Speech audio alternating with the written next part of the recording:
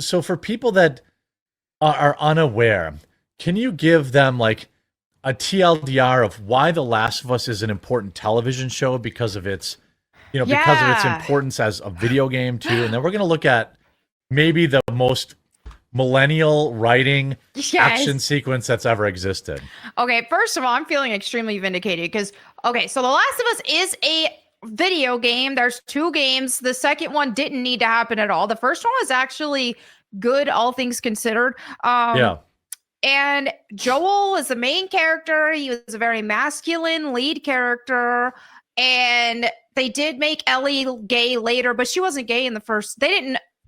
Ellie is a kid, first of all. She was a 14-year-old kid. And then they dropped some DLC and they're like, oh, let's make her gay, by the way. Right. Gotta do it. But The Last of Us game, a lot of people love the first one. And then the second one was stupid gay. They had to kill Joel off because, you can't have a strong white male lead character. And they also totally disrespected him, right? They did.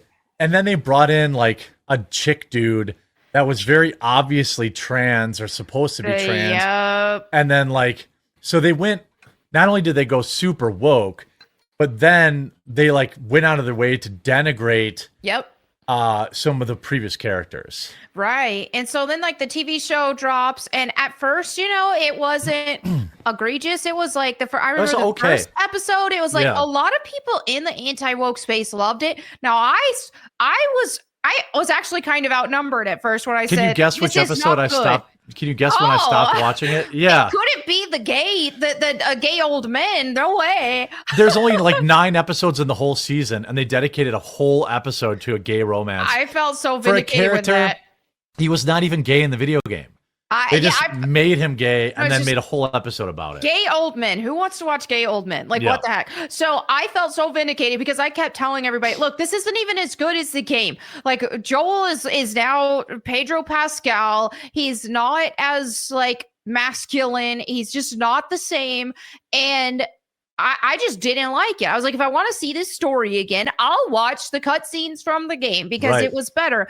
And so then that gay episode dropped, and I was like, told y'all. And then so now with season 2 going on, we have an incredible thing to share with everybody. This is.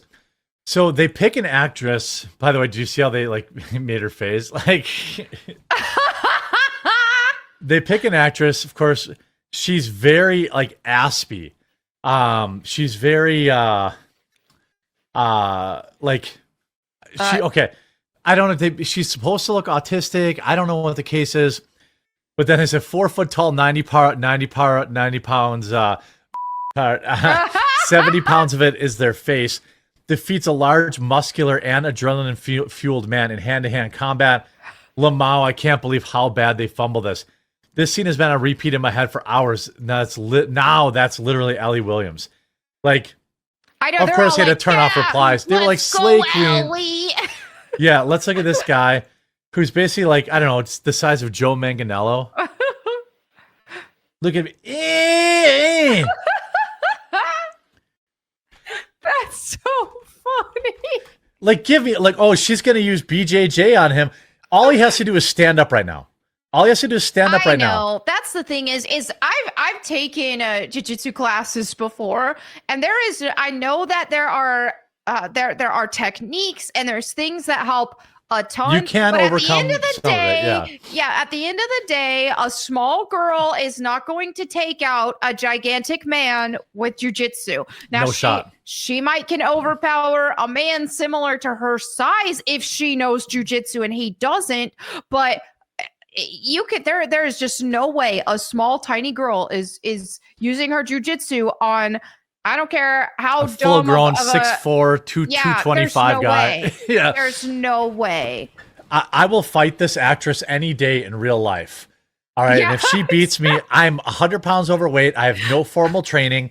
I'm 42 years old. I will fight her in real life, and if she beats me, I will delete my YouTube channel. There we go. There is no shot. There's no amount of twirling around and crouching tiger, hidden dragon that a 90-pound little tiny child is going to defeat a full-grown man in a battle. Like, why doesn't he just stand up? And this is what woke writing is, right? Yeah. Like, all he has to do is stand up and break her neck. Like, stand up and slam her down to the ground. Or just punch her. Or just punch her once and her head will explode. She can't stop him from doing that. Like, there's just nothing she can do. Now she's going to armbar him, which is even more hilarious because all he has to do is just flex. He's tapping. Oh, He's tapping. There's just no way. There's no way. Yeah, I guarantee you she could not armbar me either. Like, there's no way. I would just flex and she would fly into the ceiling. Right. There's no, like, the problem with the SJW writers is that all you had to do is give her a weapon. Now, this appears to be some sort of, like, sparring session or something like that. Right. But, like, why wouldn't you just, like, or have her use her wit? Or have her use her, well, she doesn't have any sex appeal. But, like, you know, like, why, like... What on earth? I was in the moment, yeah. Oh, cringe. I mean, I just... Does he even touch her? Oh, yeah, he does punch her. I think we missed a punch here. Oh, well, if they cut it off when he punched her and she fell out. She would not have gotten back up. If Yeah. that giant man punched her, she would not be getting back What up. a coincidence that this Stan account cut out how he punched her and she flew across the room. Oh. And, like, again, why wouldn't he then, when she does this, immediately punch her again? Like, I know, he's just letting her win. Like, it's so... Like, you didn't even give her the plot armor of all female fighters, and that is the crotch shot. Mm-hmm. Like, I mean, why wouldn't you just punch him in the junk? At least a guy could understand, like, okay, I remember there was this scene when they remade The Equalizer with 70-year-old obese Queen Latifah, and they were like, she was like punching full-grown men through the drywall, and I was like, God, why? Just make her like an expert knife person or an expert, right? Or like give it a backstory where she has like superpowers. Anything but me looking at, you know, some woman with a huge fupa punching men through the wall. Like, why do SJW writers? Like, by the way, this is a Stan account, bots. Of course, they disable comments. Oh, of course, it's bots. Like, all these things always get a bunch of bot likes on them. Yeah, like that. But like when I think about this is how it actually would have went. Look at this. Yeah, like, oh, exactly. Like, and this is another full-grown man. I know. Look, that's what it would have happened. That's exactly what would have happened. Yeah.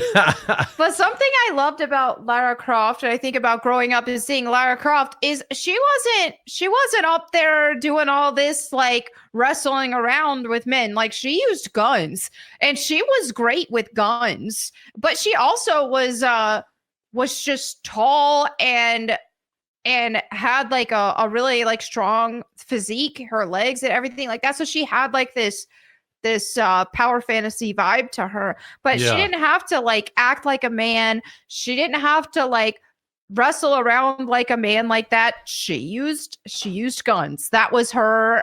That was her choice. And that's totally fine. Yeah. Like, I think it's totally fine. That you give her an advantage because nobody is gonna think, you know what I mean? Like, nobody's gonna think that that's weird. Mm-hmm. I don't understand. Here's this too. Here's another clip. This is her trying to armbar him. Oh yeah, see, he's right? He's just like, what are you gonna do? Exactly. Just stand up. That's exactly what would happen. Like, there's just no. And that, by the way, he could just, you know, but he just, it's like, here you go, like, everybody making fun of it. And it's just, it's so weird to me that people just accept this nonsense. And then they're like, Slay Queen. Now, like you said, those are just bots. There's no way. They're, whatever, they're like, Pakistani bots that Disney pays for. They are. anymore. That's why I quit taking a lot of the discourse on X super serious, because like, especially in matters of common sense, things like this, all of this woke crap and things like that, like a lot of times it's just a bunch of bots that are gassing things up, and it's like, I'm not going to be arguing with bots. I'm going to make my posts. If bots are mad about it, or if there's somebody that makes a post about something stupid and it has a crap ton of likes, it's bots. Like, it doesn't reflect real life. Yeah, it's just, I don't take it all serious anymore, because it's like most people know this is retarded. Sometimes I'm like, I'm just gonna turn on the verified user only replies.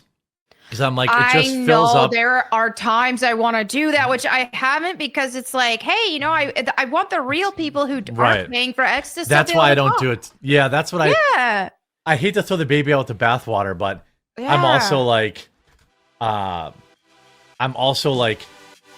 they're like 1 out of every 20 bot posts.